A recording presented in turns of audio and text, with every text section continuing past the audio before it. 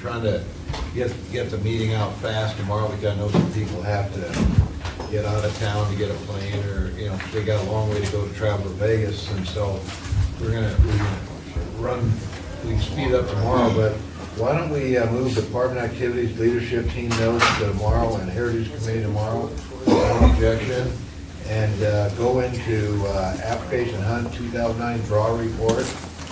Monty?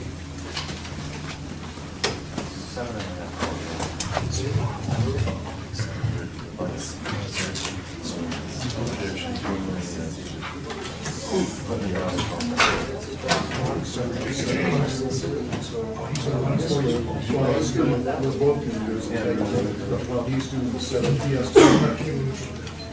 Or he's just no way to do it. Should I move this over there? When you go over there to talk, just together, we got enough cable. Monty's connecting up the computer over there to give the presentation, and while he's doing that, I'm going to introduce myself to the new commissioners, and also introduce Monty. For the record, I'm Don Sutton from Systems Consultants, and of the three new commissioners, I know one of you already, Darrell Capurro. Since the early days, he was involved with the Application Hunt Committee when the original RFP went out in 1992, and so I've been under his purview, I guess, before in that committee meeting. I think those lasted up until probably the mid-90s, I'm thinking, when that committee finally shut down. I'm the owner of Systems Consultants. We've had a contract with the Nevada Department of Wildlife for about 16 or 17 years to process the draw, and another contract for the last 7 or so years to handle boat registrations and license sales, et cetera, on the web. Monty Martin, who's over there hooking up the system, is in charge of the all of the hunt, wildlife, boating applications. We also do some stuff with the military and with some commercial plans, but Monty is strictly involved with the wildlife side of the house, and he has both the administrative folks working for him and the programming folks working for him, and the folks who keep the servers running and answer the phones, etc. And Monty comes from the background of programming, as I do. And so what we're going to do is set up the laptop over here so that it will project hopefully up on that screen. And once we get it going, I'm going to turn it over to him to give the presentation. You folks have a copy of the presentation in a bound form that was provided to you a couple of weeks ago by Suzanne. We printed them and she delivered them to you. So you may already have questions based on what you reviewed or looked at in there. There was one slide we had intended to put in this year, and I simply forgot it. And that was basically a question about the distribution of web versus paper by county. As that's been a question in the past, we're getting to the point now where there's a fairly small percentage of folks that are submitting their applications on paper, so it's always been a question of, well, where are those guys? Are they all in the rural counties, or are they just evenly distributed? And the answer to that has been kind of surprising, because there was a presumption that rural counties didn't have access to the internet, and surprisingly they actually use it as much, if not more, than the urban counties. So in any event, we did not get that slide in there, but we will remember to do it for next year's report. And it looks like Monty's close here to putting this thing up. I'm going to take the mic over to him. I guess this cord is long enough.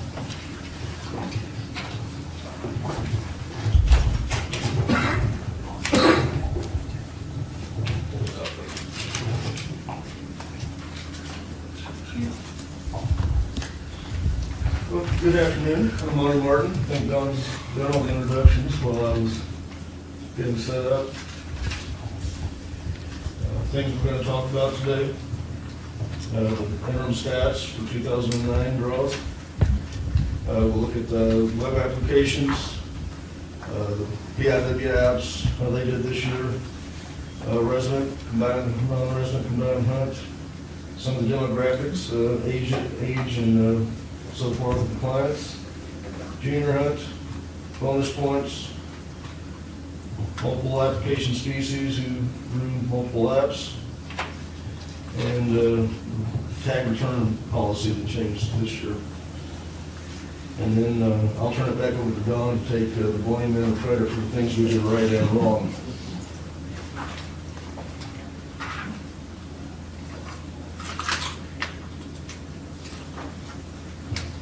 Okay, these are interim results. Some of these numbers will shift as time goes by. We always have clients that are records that are merged. We have various things change on some of these numbers as time goes by over the year. Some of the remaining draw this year, we saw an increase in tags, and that was, we had some extra, what was it, antlerless deer this year, and we saw a big bump in the applications in the antlerless draw, or a nice size bump. Mountain lion tag sales increased again this year. We sold 2,300 this year, and that was up. I'll have another slide later where we'll compare it to how we did last year.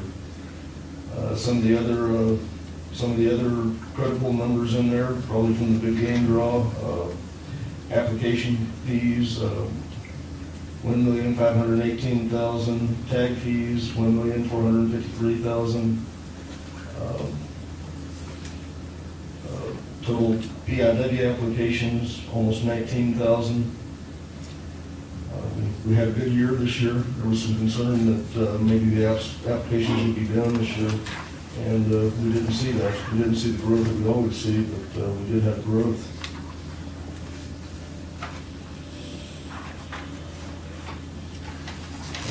Spring turkey this year has been pretty flat for the past several years. We did 1,800 applications this year, compared to a little over 1,700 last year. Nothing new to report. Non-resident guided, we've seen a steady decline in applications there since the policy, you could only apply either in the guided draw or the big game draw. That kind of put a damper on the application trend for guided. We only had 857 this year, down from about 1,000 last year. Big game, we're still seeing growth, 151,000, 152,000 call it this year, compared to 147,000 last year applications. We've had still seeing growth there. We had just a little over 600 more clients this year in the big game draw. We had 54,000 clients, up from 53,000 last year. And the ratio of applications per client is still edging up just a little bit. We're up to 2.79 applications per client on average.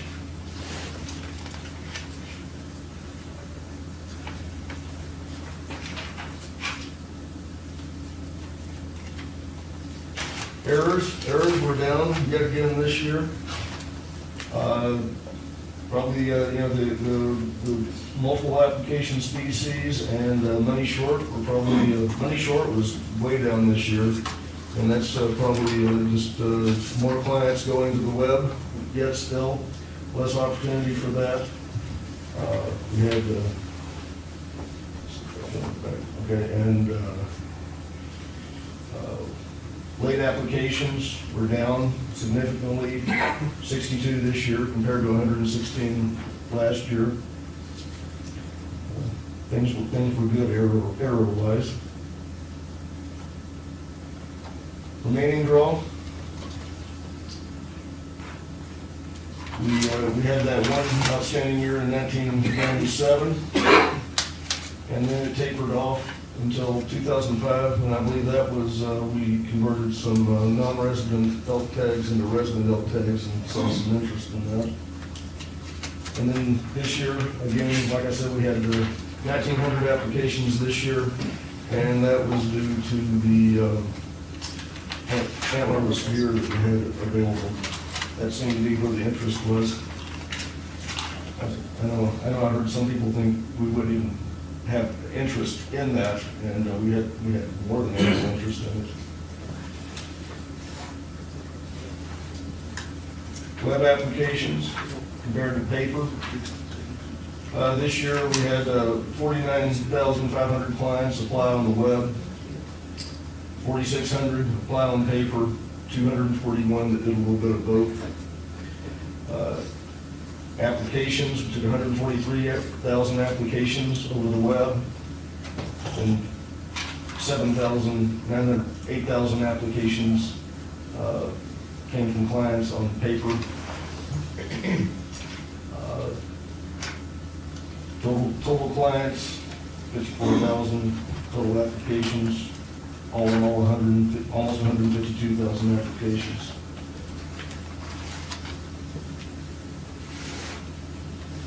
Web versus paper. The trend each year has been more and more people have been moving to the web. And this year we were left with 8,200 clients, 8,200 applications that came on paper with 143,000 on the web. Looking at that in percentages, 40, 20, 19, 15, 12, 9, 6, we're down to less than 5.5% of the applications are coming in on the web, or on paper, excuse me.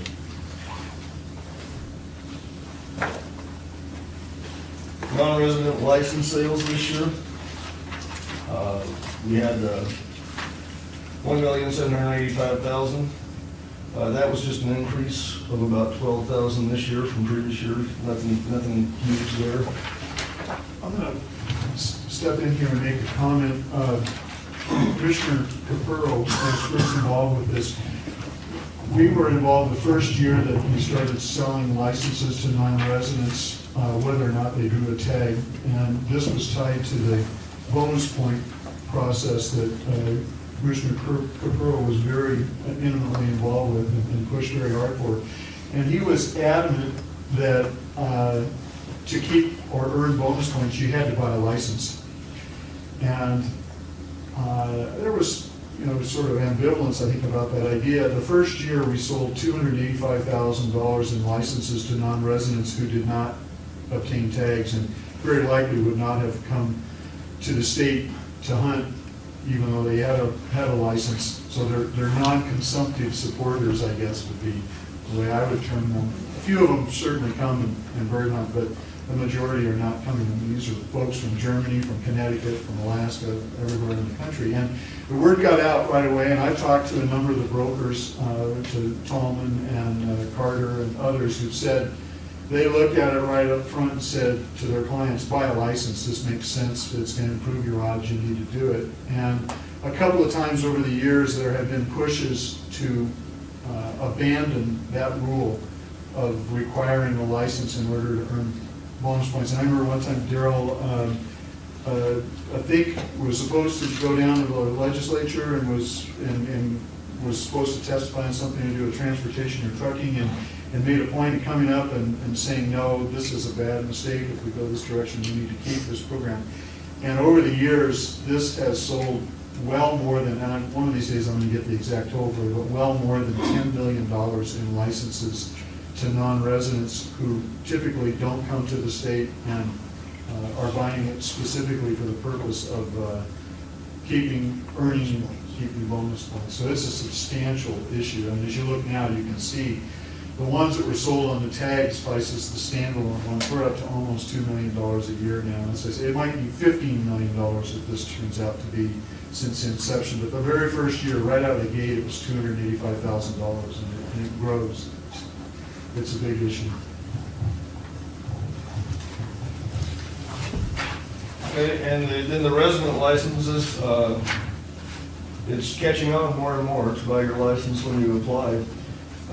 This year we did 528,000 in total sales, up from 405,000 last year. And you can, I believe 2006 was our first year to sell to residents, and you can see how it's gone from less than 200,000 to over 500,000 in sales.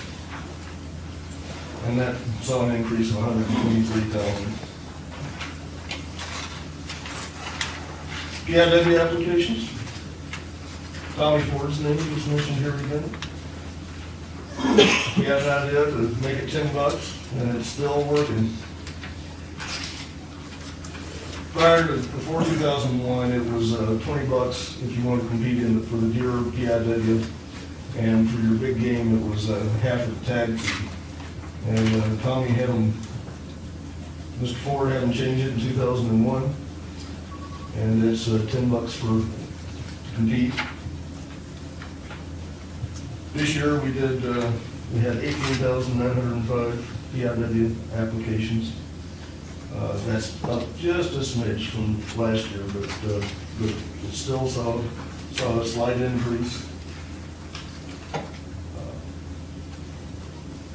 2002 was one of our first years with web applications, and we did not force people to make a decision about PIW. And a lot of people just skipped right over and never checked the box. And that created a dip in 2002. After that, we made you answer the question point blank. You had to say yes or no. And immediately we started seeing the increase again. And once again, we're up to almost 19,000 applications this year.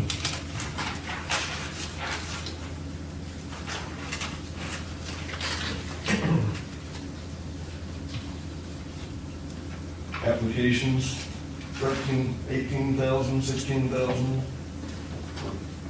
14,000, 16,000, 18,000, and we're almost to 19,000 this year.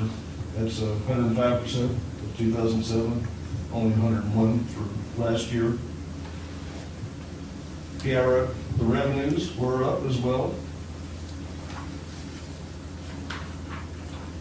2009, 158,000. So we were up 103% of last year's total revenues.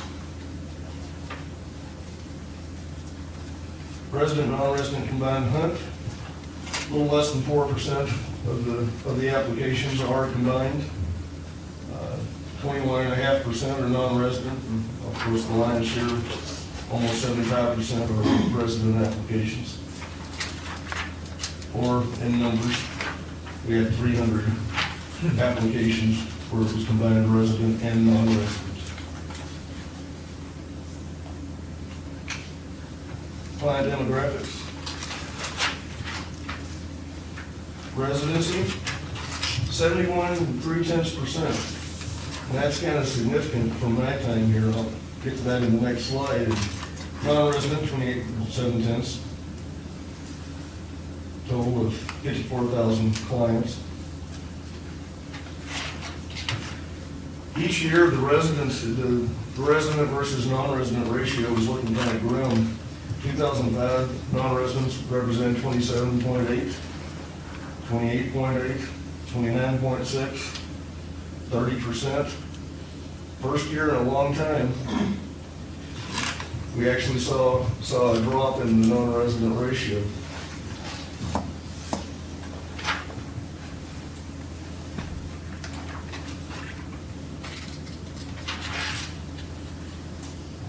Resident applications by county. As always, the lion's share, I believe, is in Clark, with the highest percentage actually coming out of Eureka County. We had 284 clients out of Eureka, but that represents over 17% of the population. Clark County, 10,400. I think an interesting thing here is to look at the two quote-unquote urban counties. Look at Clark County. They have 10,400. Washoe has 9,400. Usually they're a little bit closer than that in prior years. They have been. But Clark County's population is more than 4 times what Washington's is. They have virtually the same number of total clients applying in the draw. And obviously, we look at that number, that 0.56 number there for Clark County. Gee, there must be some opportunity for some growth down there in the process. And you reach those people, and it's a urban setting, and it's difficult because there's a more transient population there, but who knows? If you could move it a little bit, it would have a big impact, so. So when Commissioner Bev goes back to Las Vegas, you can make a pitch. Commissioner Howe and Mr. Corbett, that challenge. Yeah, there's the challenge, yeah. Throw it down the mountain. Non-residents by state, California, 6,500 of them, Utah, almost 1,700, when it starts to taper off.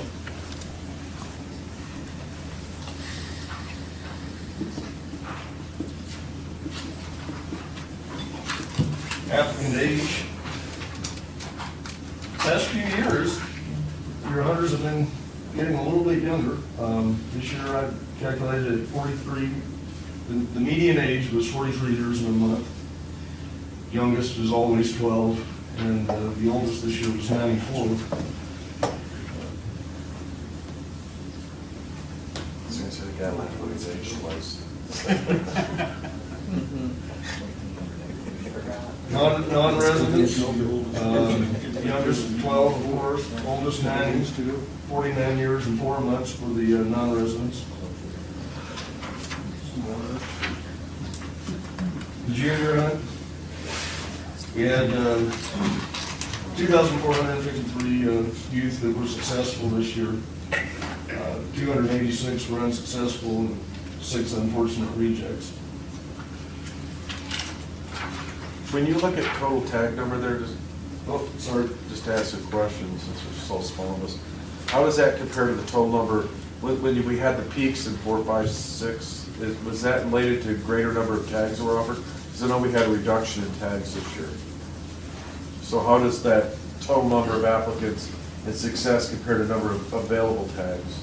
There were higher numbers in earlier years. I think it probably has more impact on the number of unsuccessful applicants than it does on the total applicants, if that makes sense. If you look at the blue section, the light blue section of that bar graph, those are the folks who applied and were unsuccessful applying for tag. We had, in spite of the fact that there was a reduction in quota, we had a smaller percentage of folks, nearly half what we had 2 years ago, that were unsuccessful, and virtually the same number that were successful within 100. So the quota attracts a few more people, but I think the big difference is that we've had some other rule changes. One is that you used to be able to, your birthday fell at the right time, go 5 years, and now that's 4. No matter what, you get to be in 4 times. There's a couple of different issues there at work, but yeah, if you have more quota, it might attract more, but I don't think it's as big an impact as I thought it was going to be. Okay. Consider that in 98 or 99, there was a flat 5,000 tags available.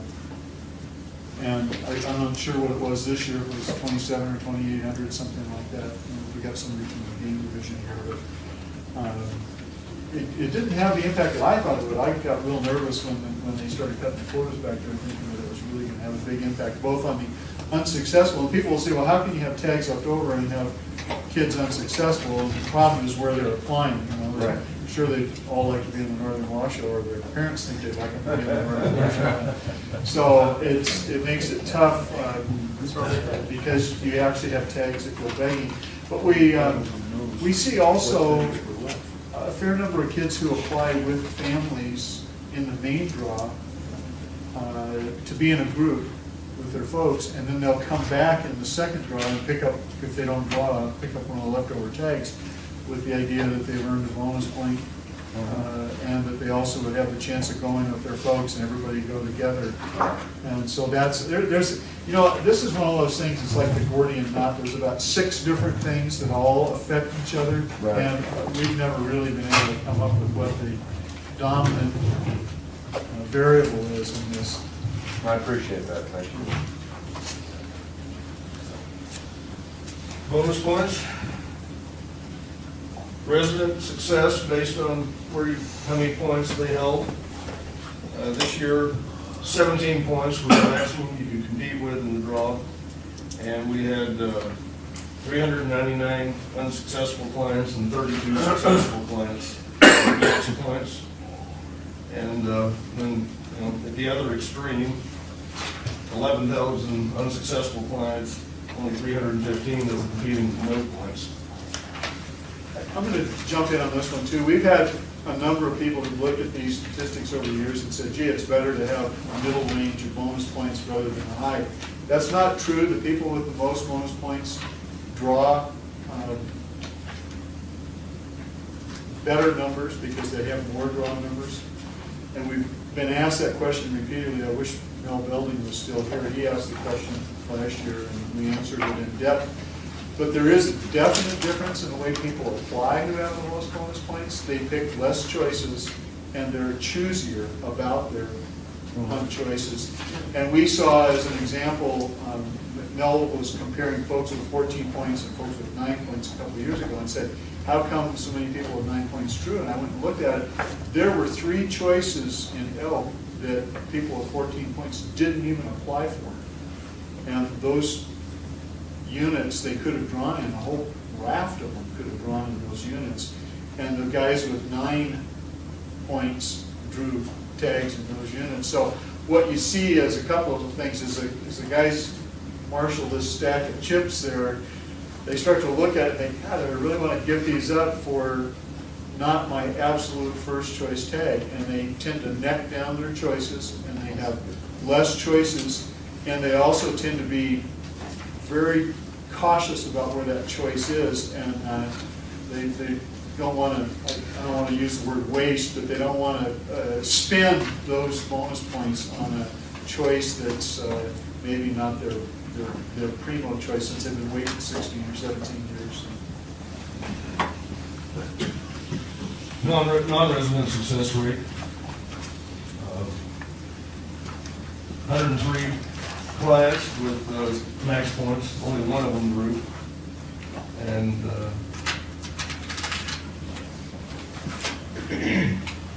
16 tags to 0 point holders. But I guess, you know, your theory holds true well there too. The 9 point holders are 4.98%. It holds correct. Not theory, your statement. Clients that were applied for bonus points this year rather than applying for a hunt.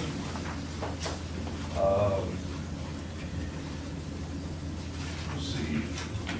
Buck deer had 876 residents, 3,300 non-residents apply for points. That was up, and I think it was up across the board on every single one of these. Bull elk, 2,300 residents, 3,700 non-residents, up slightly. Seemed to be up slightly across the board everywhere this year. Had a total of 10,656 applications for residents and 16,000 from non-residents for points.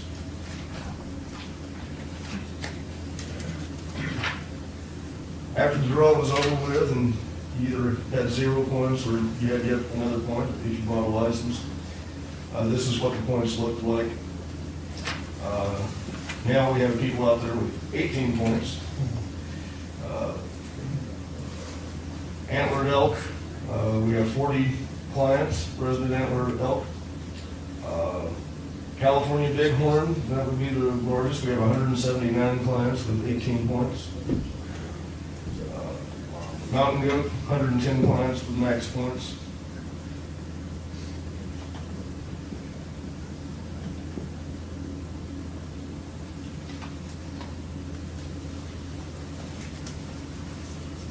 This is the non-residents. We have 2 for mule deer with max points, 94 for Nelson bighorn.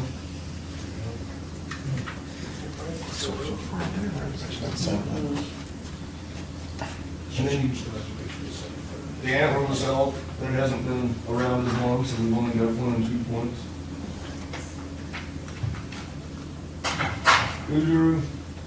Who hit another low this year?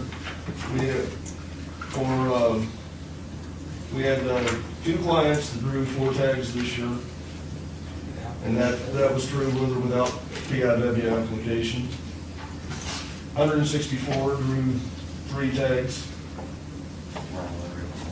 And it continues to increase, and we go all the way down to the 36,000 people that didn't draw anything.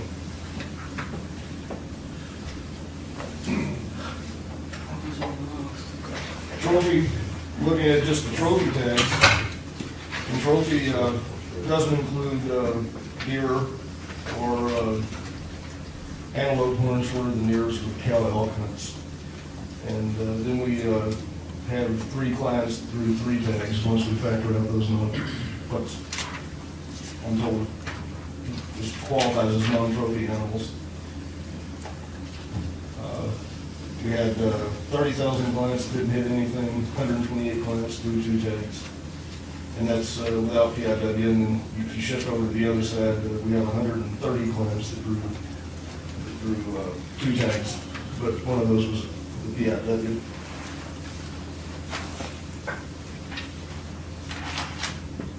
Mountain lion tags this year, between the main draw and the remaining draw, we had 2,300 tags.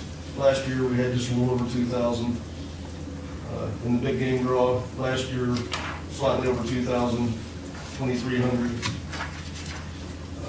So saw a little bit more growth there for our second year of doing that. Tags returned. Tags can be returned for a variety of reasons, and we added to that list this year. We have clients that just can't, the credit card won't hit, they can't make payment, so it's credit card declines. People that are deployed due to the military. The new reason this year was no reason, you could return a tag for any reason. And then there's deceased and medical. Bulk of the tags at the time when I did this that had been returned for no reason had been the antelope tags, the archery hunt. And at the time we had received, counting all of those, we had a total of 85 tags. I did that, I had to generate this report a couple of weeks ago, and I asked one of my supervisors to give me a total count yesterday of where we were at. We're now up to 146 return tags. And where it was 40 for no reason, the new option this year, we were up to 88 for no reason as of yesterday. So it's they're still rolling in. Now, any of these redistributed? Not the deer, not the elk, the sheep, the goat.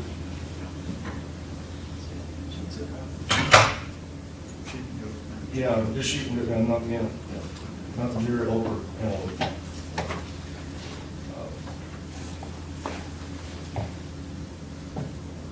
We had 2 antlered elk returned.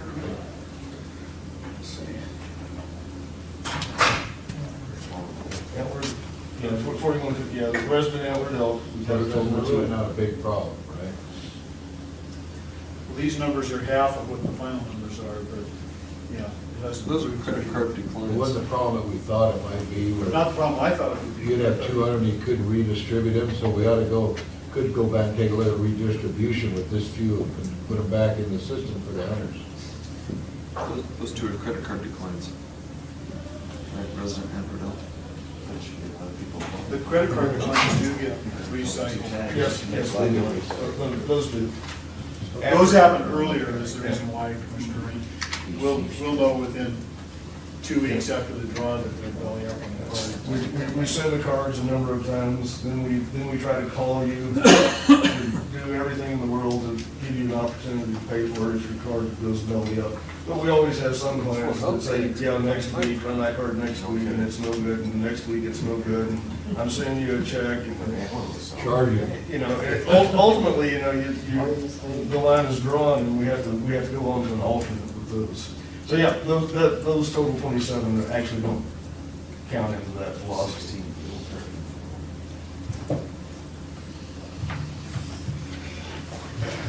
Time for your meeting. Yeah. I can do that. Supposedly, we have a little video to watch. You'll see it's an interesting integrity. Did the tank do it? Oh, shit. Inside the machine. I'm proud to say for once, it's not my daughter. Was it successful getting it? The other guy swats away. It's better.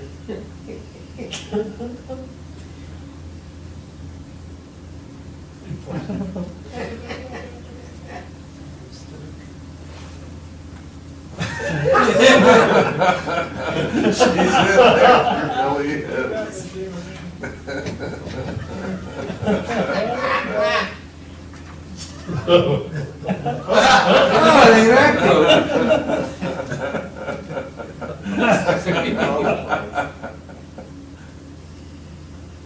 Get what you want.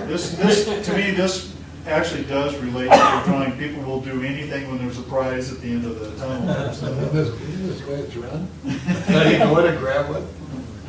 Look at her climb. You're doing good. want this one. About that when I helped her. Exactly. I can't believe you could get into the machine. Isn't it amazing? As a little kid. How'd they get her out? She come out head first. With the tag. She had With the the tag, towel. yeah. She got a go tag, so. Probably a Nelson big She's. That's what you call a breech birth. That's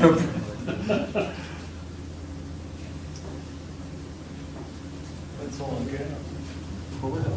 Amazingly enough, she made it out. And The little key. I know sometimes that's the way the hunters feel about trying to get a tag. The odds are getting worse. So anyway, that's why we threw that out there. But let's talk about the problems. We had a small problem with the line tags that got printed incorrectly. We'll talk about that. We had some, two of them up closer. We had some clients that were not charged for stamps very early in the process that they bought. And we had some problem with clients correcting errors and it affecting their checkbox on the PIW, and we'll talk about that. And then we saw some people who saw multiple charges on their credit cards. It didn't actually, it was really multiple authorizations. It wasn't multiple charges, but we'll talk about that. There was a misplaced sheep tag in the process of the distribution of those. Talk about that. First of all, the mountain lion tags that were printed incorrectly, we had a problem where the word error printed on the tag itself for the species and the physical characteristics field on the tags. There were 14 tag clients that received tags that had this problem. The cause of it was we had some application records that we generate. When you click the checkbox to say you want to buy a mountain lion tag, we create an application as if you applied for it. You don't get charged a separate application fee, but in the process of doing that, we had the wrong choice number on the mountain lion tag, and that's what caused, went out to look up, try and find that description, didn't find anything, printed error. We didn't catch it until a day or two into the process, and then once we did, we contacted the clients, got them to return their tags, and we reprinted them for them. And we've corrected the programming as a long-term resolution. We also have some double checks in place to be looking at the first few tags that go out at the beginning of the season. We had some clients that purchased stamps on their licenses. We started selling licenses initially and didn't sell the stamps. We had a lot of folks that said, yeah, I'd like to go ahead and buy the stamp at the same time. And we started offering that a couple of years after the licenses were offered for sale. We had 26 folks who had license purchases that included a stamp, but they weren't charged for the stamp. We had to go back and hit them for it. We corrected the programming, contacted the clients, and collected the fees. How do you find that out? How did you find 26 people? I'm gonna have, let Monty tell us how they, you know, usually when there's a problem, embarrassingly enough, the client finds it and lets us know, and then we look to see what the In our characteristic was. efforts, we're always trying to stay in balance. I can't balance 1 million applications after especially I'm $10 out of whack, I'll die. But anyway, we were out of balance after the first week, and we started looking at the problem, and it was stamp fees. It wasn't everyone, it was only select. What you had to do in order to have this happen to you, you had to say, I only want to buy a license if I'm successful. Then you had to opt to apply for a bonus point, at which point we said, you got to buy the license now. Well, the clients had opted to buy stamps if successful, then we switched it to buy the license now, but we didn't switch the stamps to buy it now. So it was limited to a narrow scope of clients. It wasn't everyone that had bought a license. It was only the 26 transactions that this had occurred on. Once we understood what the problem was, it was very easy to go in and pinpoint those clients. Did you collect that money back? Yes, we did. We contacted every one of them, we ran their card for the balance, and And by the way, I mean, we're on the hook for that. If we hadn't collected it, we made Indal whole on it, and so Sounds like we you make did. the payment. Good check and balance. We had some folks who had an error on their application, and the error was so severe, like not identifying which hunt or hunt choice, that they had an opportunity to make a correction to it. And they had a PIW box checked on their initial application, and they went back and changed their application in the error correction process to say that they were applying for a bonus point, which obviously the PIW hunt doesn't apply to that. We should have knocked that checkbox off and didn't. You know, again, these are down to fairly subtle errors where, you know, you have to have a sequence of events happen for it to occur. And these were on paper applications, and there were 3 clients who were affected, and it was a programming oversight. We fixed the applications, and we've added some programming in to correct that error, and we've also put a check in our checklist to look at this condition. Multiple charges. This is confusing because really what it was multiple authorizations, not really multiple charges. What happened is we switched over to a new credit card processor this year. There's about 3 or 4 major ones that are out there, LinkPoint and AuthorizeNet and YourPay, and we've used several of them over the years. We've had some problems with YourPay with their response time, and we've had to switch over to Authorize.net, who seems to have bigger servers and more of them. And in the process, we had a little bit of a different setup here, but we had an issue with the way we had Authorize.net, the account set up, and so what was happening had to do with zip code matching on their accounts. If your zip code doesn't match what your credit card statement says, it was causing multiple attempts to authorize it. So some clients would see that, they'd see the fees encumbered. We're not actually charging them, but their card's encumbered. So if they were real close to their limit, they wouldn't be able to go out and charge something else.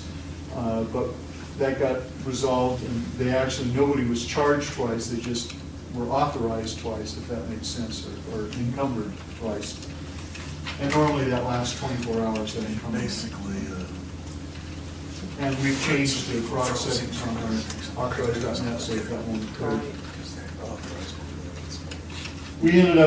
We have a number of checks and balances on the tag stuffing. The great nightmare is to send one guy 2 tags, and he only really should have one of them. And they stick together, you know, it's like going to the grocery store, and you grab one of those plastic bags, and you try and get the top open, and you do this for a while, and our operators are using, to stick them on their hands and everything to try and keep things separated, but it did happen. And it was because we were off on the count. Indal double-checked our count when we saw the envelopes. We turned over the sheet tags to Indal because of the indoctrination issues, and they were short one when they counted envelopes, and we found that one person was affected, human error, and we were verifying accounts 3 times, so best thing we can come up with is verify it a 4th time, and we'll hopefully catch this error in the future.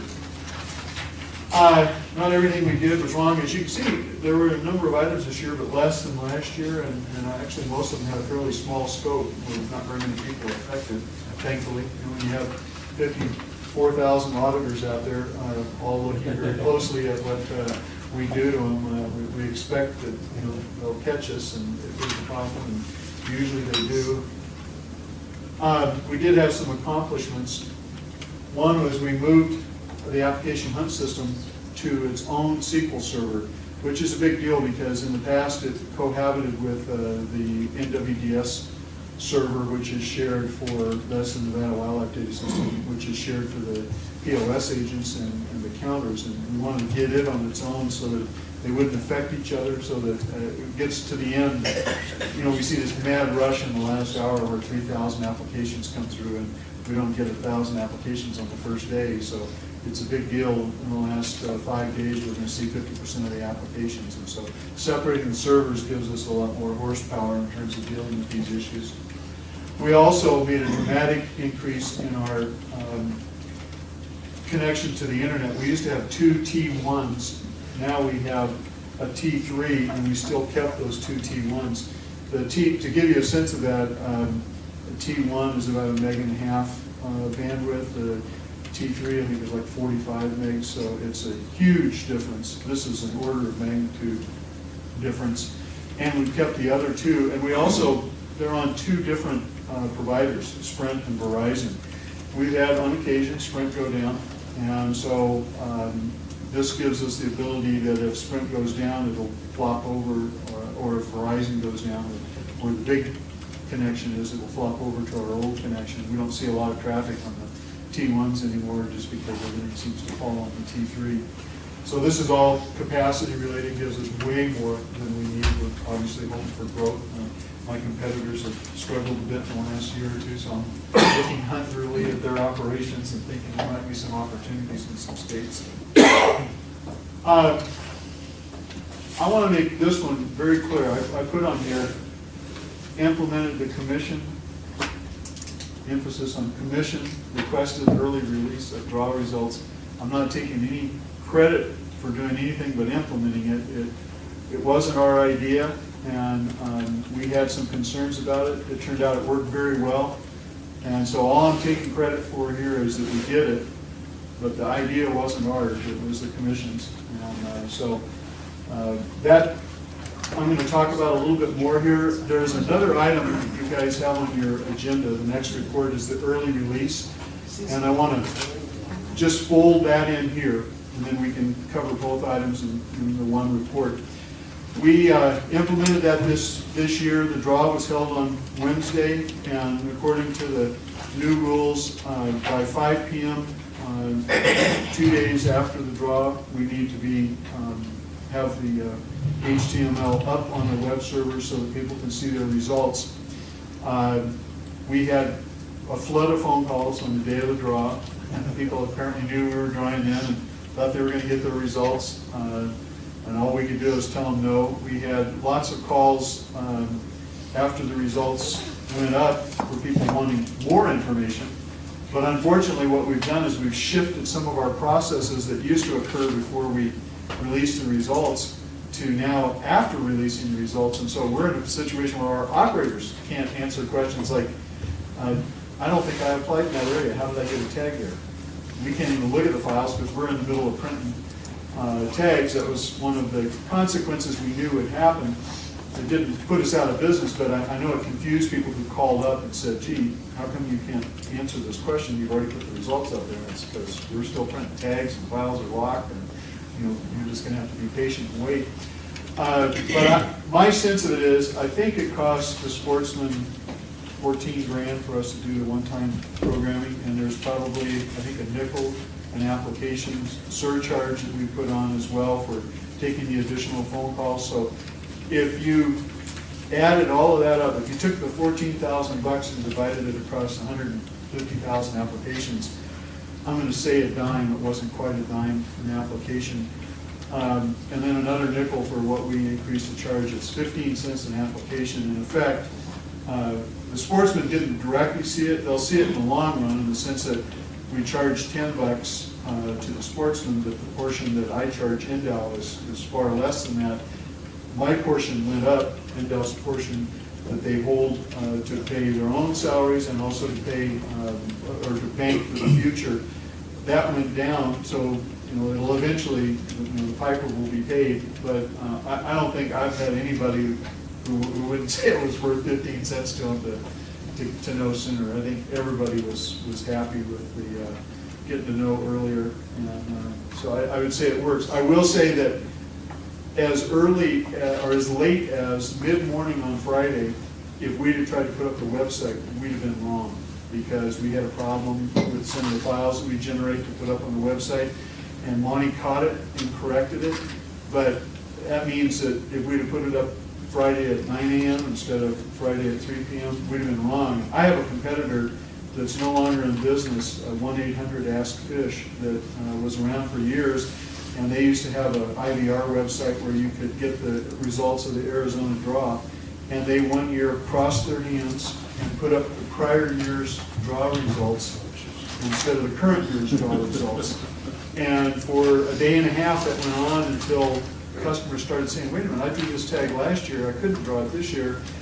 And they realized it, and that was part of their downfall, frankly. And I would be very concerned about trying to shorten the window any further, given that we had a problem this year. We would have struggled if we'd have put it up, if we'd have been forced to put it up Friday morning, I'd be standing next to the guy from 1-800-ASK-FISH in the red line. So I just throw that caution out. We did get a lot of phone calls. A lot of people who called up and said, gee, I thought the results were now since the draw's been run. No, it's not for 48 hours or until 5 p.m. on 2 days after the draw. Some unintended consequences. Monty pointed out to me, we'll never again have a draw on a Friday or a Thursday, which I hadn't thought about until we did this. And the reason why is because if we have to have it up within 5 p.m. 2 days after the draw, we're not going to be able to get people in to do all that stuff on the weekend. And so basically, we need to have the draw on Monday, Tuesday, or Wednesday. And in the past, we had 5 days to choose from. That's not a big deal, but that was one of the things that we didn't realize that came up. But all in all, I would say it worked.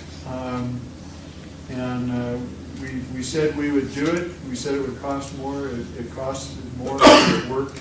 And I can't take credit for the idea. So that's the bottom line to it. I'd like to make comments and thank you for the report.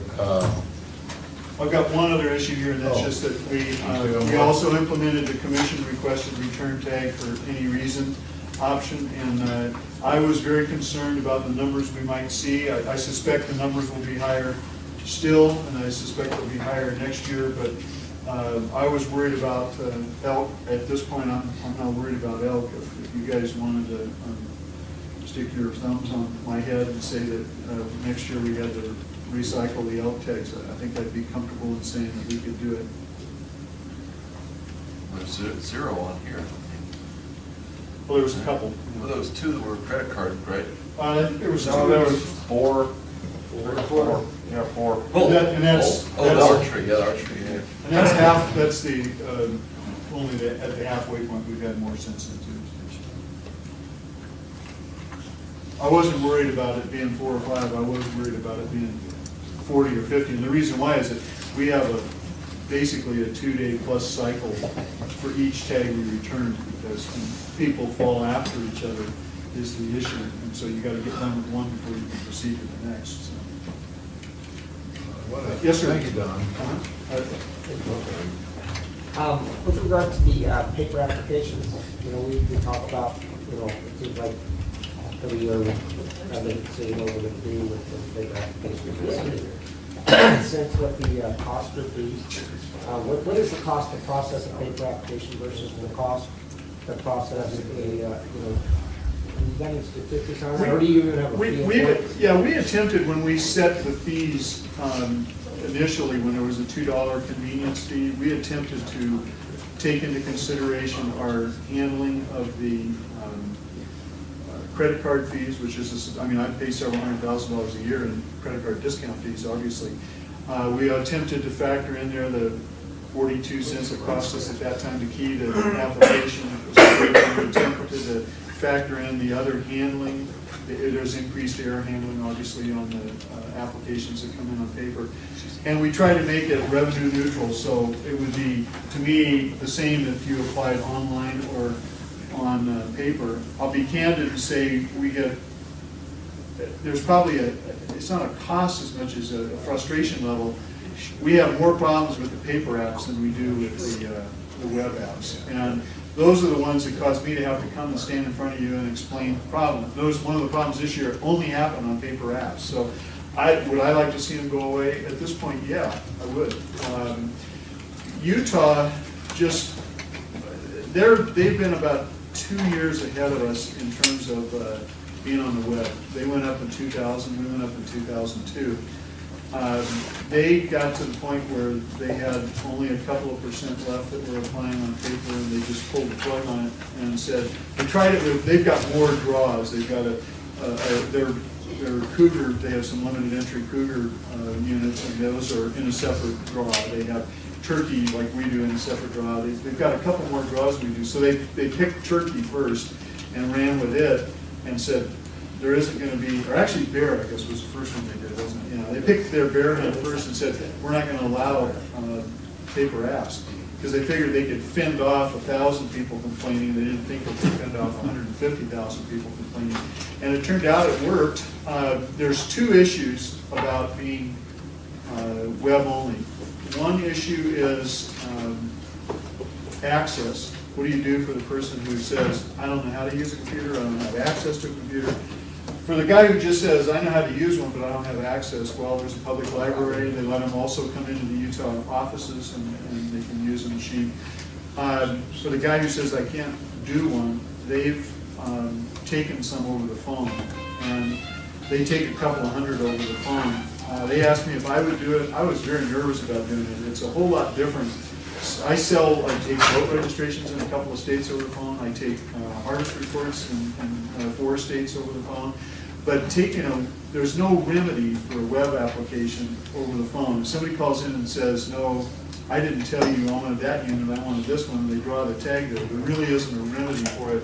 If I sell them the wrong license, I can void the license and sell them a correct license, but there really isn't one for the draw. And so I'm real nervous about taking the phone challenge on, and so we declined to do it in Utah. The staff does it over there.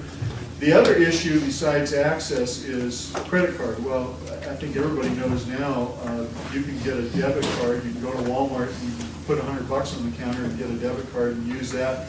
To me, I can't see the difference as a vendor. They look just like a real credit card to me. So I think the credit card issue is off the table, but I think the access issue would still be a concern. In terms of cost, from our perspective, there's no additional cost to Indel. The cost is shifted to those people who are on paper because they're now going to pay a convenience fee. And there's a handful of those guys, one of them a former commissioner from the South, who don't apply online because they have the wherewithal to write checks in 10 states totaling 30 grand, and they say, I'm not losing as much interest as you're charging me or the other states would charge me, so I'm going to continue to do it on paper as long as it's available. Not a lot of people in that situation, but did that answer your question? Mr. Rainey?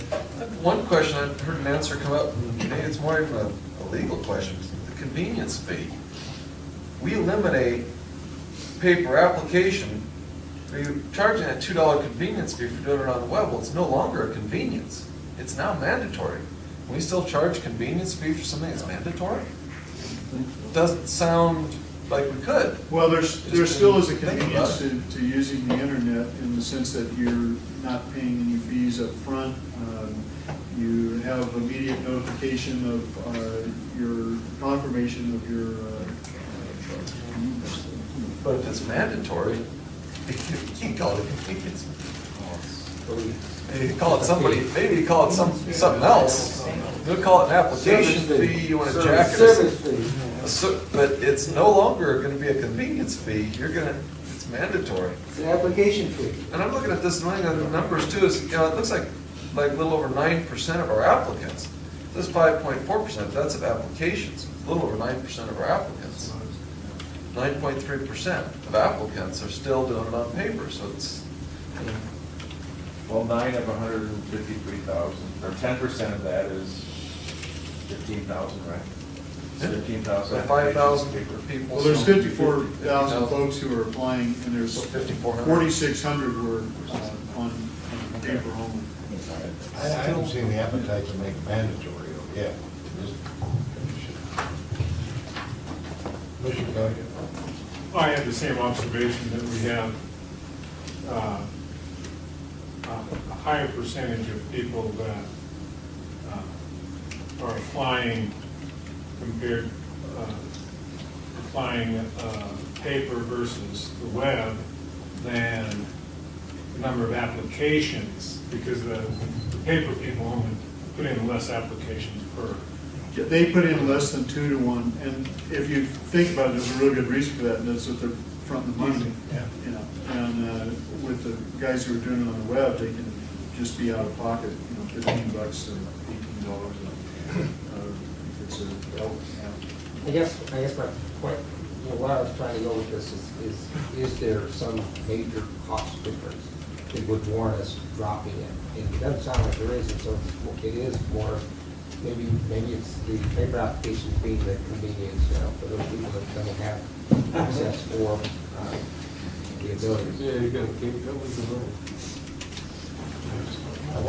Don, it's refreshing to get a report like this where you come up and tell us about your mistakes and how you got them corrected. It's so refreshing to me to come up and see that, and I'm not enjoying it for a lot.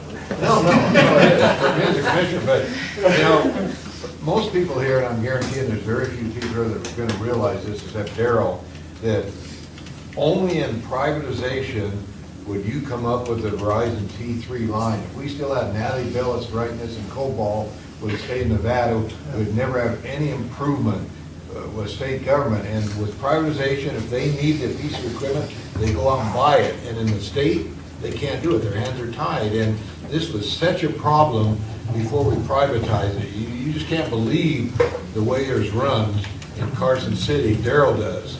And before in COBOL, which is antique language that no one even knew how to do. And to have a private contract like this, if he needs something, he puts up a T3 line and it benefits him, but it just benefits us tremendously in Nevada. And it's a refreshing, it's just a reward that I appreciate him seeing.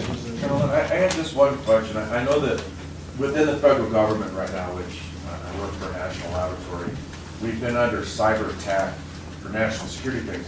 What kind of precautions are you guys taking, and what would be the impact if somebody hacked into what you're doing?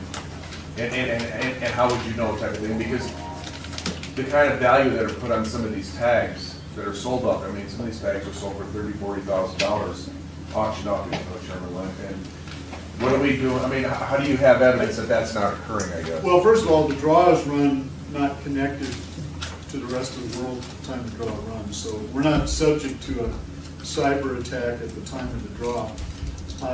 But there's really two concerns, I guess. One would be breach of information, like we have social security numbers. Yep. Not because we want to have them, but we have to comply with the NRS and Right. non-custodial parents issue.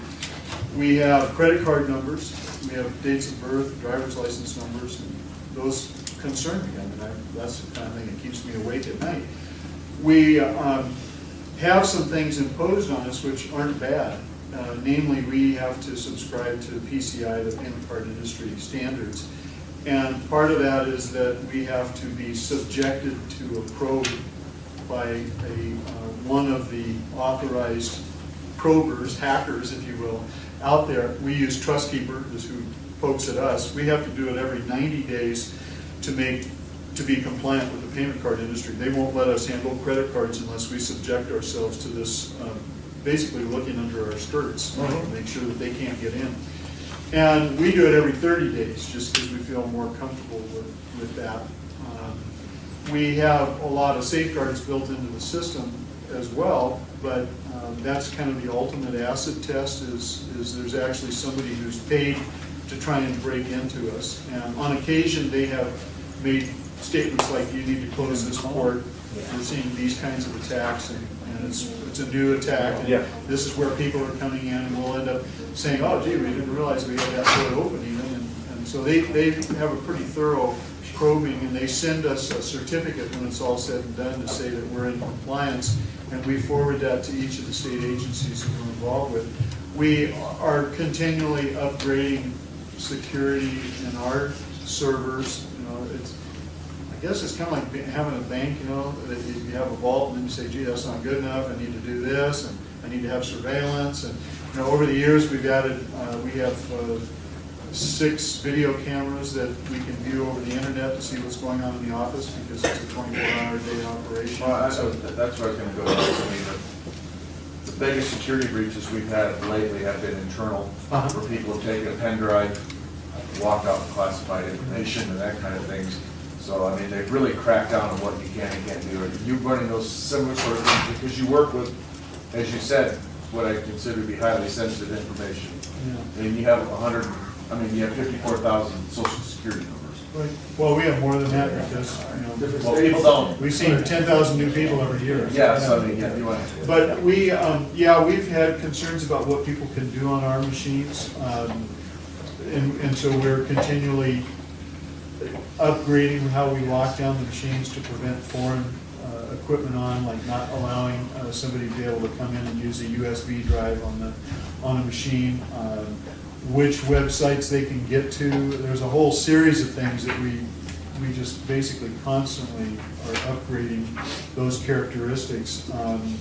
We're looking at, we would like to get access to DMV data.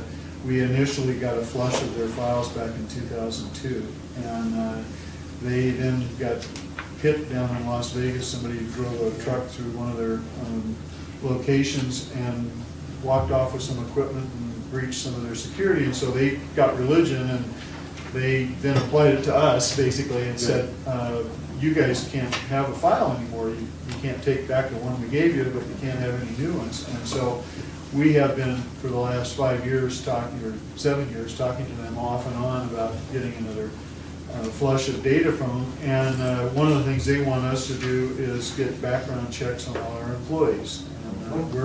And unfortunately, a lot of us, we have, I carry a top secret SBI because I do work with the military, and we have a number of us that are in that situation.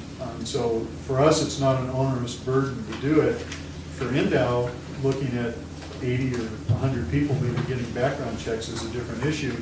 And the previous director was uncomfortable with that expense and said, no, we'll do without DMV's data if they want us to background our folks. But I think there's some appetite to look into that now. I know Rob's been talking to Ken about it, and they have some resources in-house with the law enforcement people who can background check people. They do it with the agents, and so I think we're moving into an area here where pretty quick our people, not just me and other people who carry clearances for the military, DOD clearances, but our rank and file operators will be background checked. And I think Endow will be going through something similar. But we'd love to have access to their data, because one of the things we can do is verify social security numbers. Yes. That, right now, we don't have a way of knowing that that's a real social security number that somebody claims, and yet I'm to provide it to. Still make that very widely known. Yeah, that's true. No, I'm asking these questions because we've had a crescending increase in the amount of security hits. In fact, they've even stopped using the VPN client for remote access to things. It's gotten really bad. So I just want to make sure that what we're doing here in the state, we don't get caught along the way. Well, it isn't something we do, it's an evolving process. I mean, frankly, we're constantly changing, upgrading. 4 years ago, I could walk into my office and use a wireless connection as part of the PCI standards. I can't. I'm no longer allowed to do it. And it would be very convenient for me, but I can't. It's just something we had to apply to ourselves in spite of the fact that we've never had a breach, in spite of the fact we had web keys on it and everything, we just couldn't do it, so. Hey, Doug? Yes, sir. We've got some hungry commissioners, so I'm gonna have a motion to I think we have a adjourn. thirsty director over here. Let's have a motion to adjourn. Move to adjourn. Second. All opposed? Adjourn.